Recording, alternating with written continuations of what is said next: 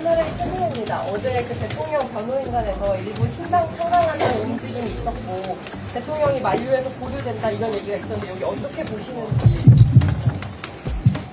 윤석열 대통령은 과거로 놔두입시다. 그리고 우리는 미래로 갑시다. 안녕하십니까? 안녕하십니까? 한동훈입니다.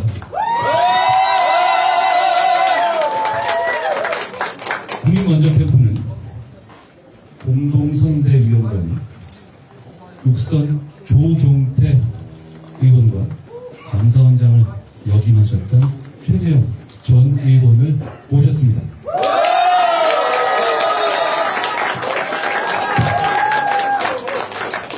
조경태 공동선대위원장님은 22대 국회 최다선 육선 의원으로서 오랜 의정활동을 통해서 국민과 더 함께 깊은 신뢰를 받고 계십니다. 최재형 공동선대위원장님은 대한민국 제24대 감사원장과 21대 국회의원 그리고 20대 대통령 선거의 국민의힘 경선 후보를 지내셨습니다. 오랜 공직생활 동안 보여주신 뛰어난 능력과 고귀한 인품은 지금도 많은 분들에게 귀감이 되고 있습니다. 조경태, 최재형 후보 공동선대위원장님을 모시게 돼서 후보로서 정말 기쁩니다.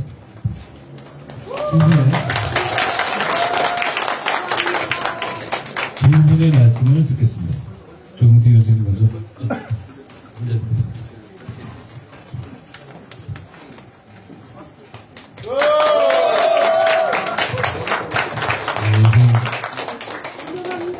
우리 기자 여러분하고 또 강원동 여러분 그래서 제가 예상보다 기준을 맞춰서 여기 들었습니다. 그래서 처음 만나는데 죄송하다는 말씀 드렸을 때 좀 죄송스럽습니다라는 대단히 주시기 바랍니다. 한동훈 후보와 이제 함께 하기로 했습니다. 우리 여러분들 잘 아시겠지만 한동훈 후보는 여당의 대표로서 비상계엄 선포라는 혼란스럽고 급박한 상황에서 비상계엄이 정치적 낭비로 탈갈 수단이 아니라는 것을 분명히 했습니다. 그리고 그 이후에 이미 우리나라의 정치가 국민들이 그동안 다시 파탄이 된 상황에서 이러한 정치적 혼란을 수습하는 일은 우리 헌법과 법률이 정한 시스템 안에서 그 위기관리 시스템 안에서 법적으로 정리할 수밖에 없겠다라는 판단을 했고 그들을 돌아왔습니다. 저는 그 당시 이러한 한동훈 후보의 당시 여당 대표로서의 선택이 매우 어렵고도 힘든 결정이었지만 국민의 상식에 맞는 옳은 선택이라고 생각했습니다. 이제는 헌법 기본소의 결정에 따라 우리에게 주어진 현실 위에 새로운 정치 질서를 만들어 나가고 새로운 미래를 열어가야 할 시기입니다. 미중 패권 전쟁, 트럼프 대통령발 관세 전쟁은 우리가 해결해야 될 난제들이 산적한 시기, 정치적 혼란을 야기하는 데 대해서 여당의 일원으로서 진지한 반성을 토대로 우리가 새로운 출발을 해야 된다는 점에 한동훈 후보와 저는 뜻을 같이 했습니다. 뿐만 아니라 정치 혼란과 탄핵 과정에서 그 눈보라 속에서도 나라를 지키겠다고 외쳤던 수많은 우리 당원 동지 여러분, 그 마음과 저희는 같은 마음으로 또 그분들이 우리 당원 동지 여러분들이 이 과정에서 입은 그 상처를 우리는 이해하고 돕고 함께 하나로 모아 통합을 이루어야 된다는 점에도 뜻을 같이했습니다. 나아가서 범보수의 통합 그리고 이 선거가 끝난 이후에는 증오와 분열의 진영 정치를 극복한 통합의 정치를 통해서 더 나은 미래를 만들어 나가야 한다는데 한동훈 후보와 저는 뜻을 같이했습니다. 지난 한동훈 후보는 21대 대통령 선거 출마를 공식 선언하면서 구시대의 문을 닫는 마지막 문지기가 되겠다고 했습니다. 우리가 구시대의 있었음을 인정하고 그 문을 닫는 것으로 책임을 다하겠다는 뜻입니다. 또한 한동훈 후보는 대통령이 당선된다면 개헌을 이끌고 3년 뒤 2028년 물러나겠다고 소명한 바 있습니다.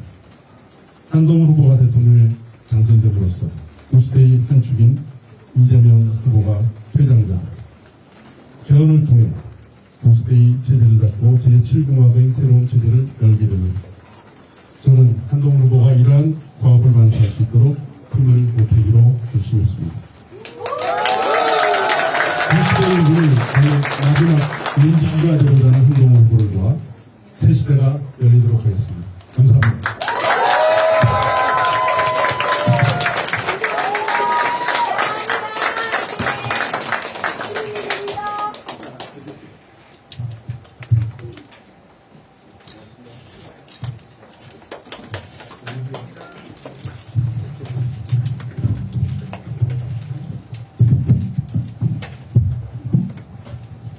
네, 공동선대위원장을 맡게 된 조경태 의원입니다.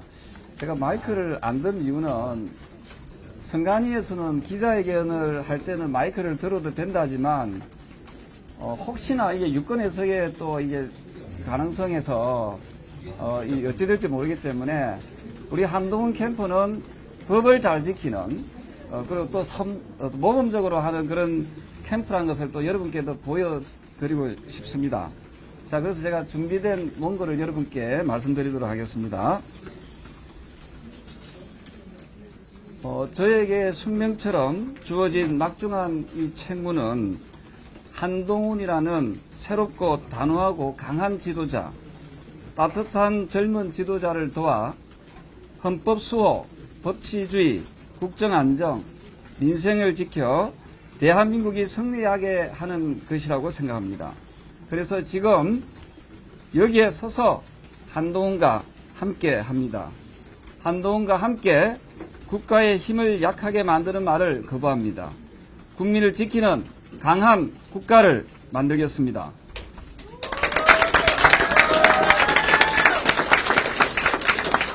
한동훈과 함께 변화와 혁신에 주저하지 않겠습니다. 과거에 머무르지 않고 앞만 보고 가겠습니다. 앞으로 나아갑시다.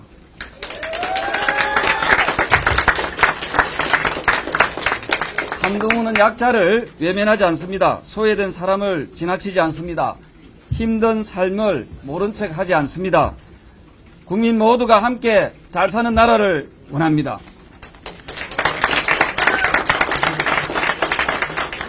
한동훈과 함께 세대와 지역, 성별의 벽을 낮춥니다. 우리는 갈라진 마음을 다시 잇겠습니다.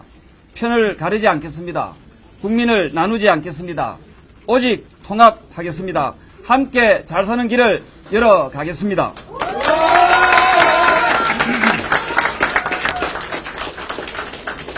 한동훈과 함께 따뜻한 보수, 따뜻한 대한민국을 만들겠습니다.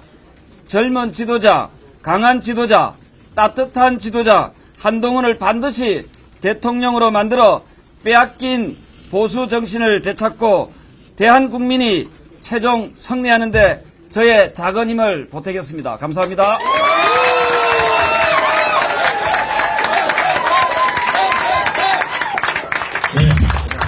최재형 조경태 부공동선대위원장님 말씀 드렸습니다. 그럼 지금부터 잠시 포토 타임을 갖도록 하겠습니다. 이쪽도 한 번만 주세요. 고맙습니다. 선생님, 이쪽이요, 이쪽. 네, 앞에 봐주시죠. 고맙습니다. 감사합니다. 고맙습니다. 고맙습니다.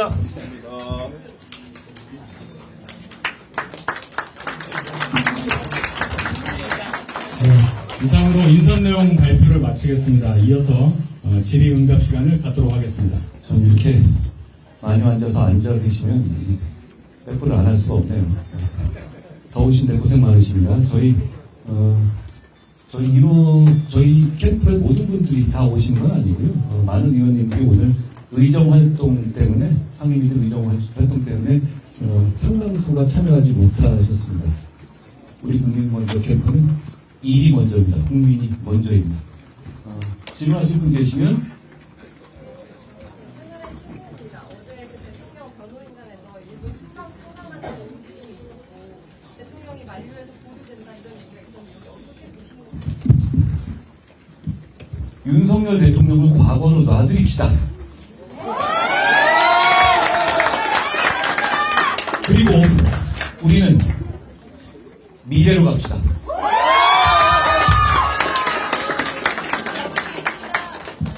페이스북에 청년 LP 폐지 관련 글 예. 올렸었는데 이 정책 공략하시게 된 배경이랑 청년의 범위가 어디까지 있는지 궁금합니다.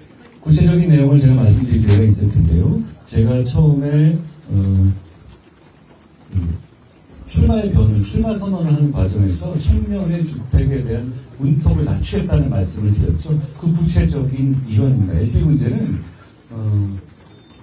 필요합니다. LTV 자체는. 왜냐하면 그게 없으면 주택에 관한 정책에서 나중에 정말 감당하지 못할 만한 상황이 생길 수도 있습니다. 그렇지만 청년에게 그 규제는 저희 같은 이 기성세대와는 다르게 주택을 취득하는데 너무 큰 장벽으로 작용합니다. 새로 청년들이 주택을 구매하는 데 있어서 시장이 오히려 불공평하게 작동되는 것이죠. 저는 그 정책을 반드시 하겠다는 말씀을 드린 것이고요. 단지 LTV 말씀을 드린 것이 아니라 청년을 대상으로 하는 다양한 주택 정책을 저희가 준비하고 있고, 저희가 지난번에 저희가 이제 몇 가지 정책을 말씀드렸다시피 저희 비전에 대한 2탄, 3탄, 4탄을 말씀드린 과정에서 상세히 말씀드리겠습니다. 저희가 잘 준비하겠습니다. 그리고 저희는 이미 잘 준비되어 있습니다. 저는 보수가 이기는 것만이 중요하다고 생각하지 않습니다. 스마트해야 되고 유능해야 합니다. 그게 보수입니다. 저희가 그렇게 할 것이고 저희가 진짜 보수입니다.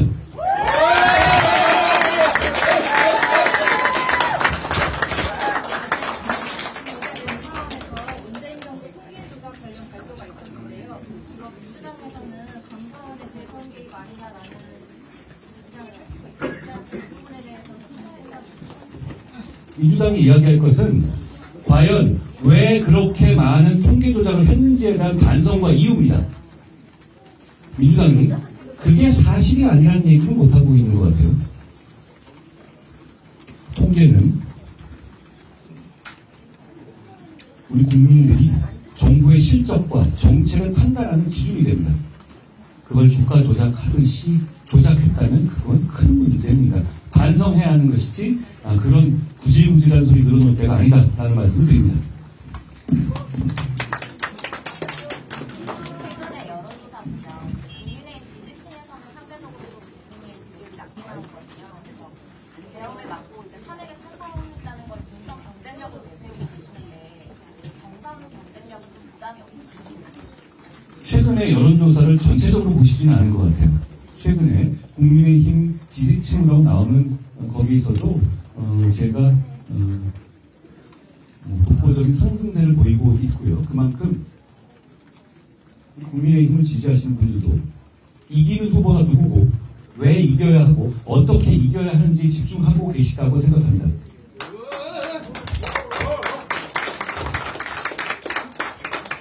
우리가 이깁니다. 그리고 계엄으로 치르게 선거입니다.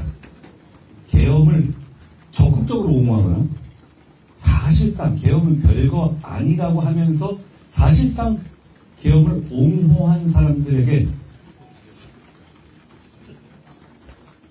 국민들께서 승리를 안겨주시지 않을 겁니다. 왜냐하면 그로 인해서 탄핵에 찬성하는 여론의 비중이 전 국민을 기준으로 하면 압도적으로 높습니다. 이 상황에서 우리 국민의힘은 계엄의 바다를 당당하고 정면으로 넘어야 합니다. 그래야만 승리의 길이 있죠. 그걸 할 수 있는 유일한 후보가, 그걸 할 수 있는 유일한 팀이 바로 우리입니다.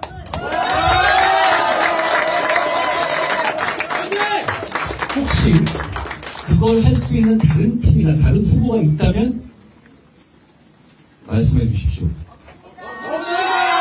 많이들 계시잖아요. 물어봐 주십시오. 그걸 진짜 할 수 있는 것인지.